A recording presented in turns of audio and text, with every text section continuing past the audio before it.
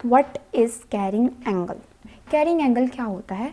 The angle between the longitudinal axis of humerus and the ulna when arm is in the anatomical position. जब हम anatomical position के अंदर खड़े हैं, हमारी आर्म एनाटॉमिकल पोजीशन के अंदर है, तो हमारी जो ह्यूमरस बोन है और जो हमारी अल्ना बोन होती है, हम ड्रॉ करते हैं।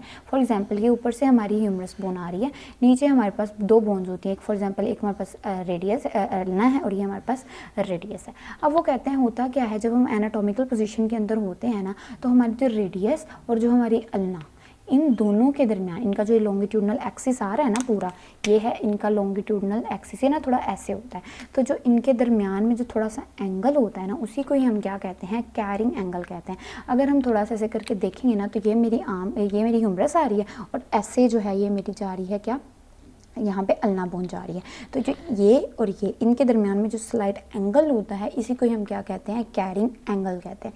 इसकी कोई इतनी सिग्निफिकेंस नहीं है, लेकिन जस्ट है तो हमने इसको पढ़ना होता है।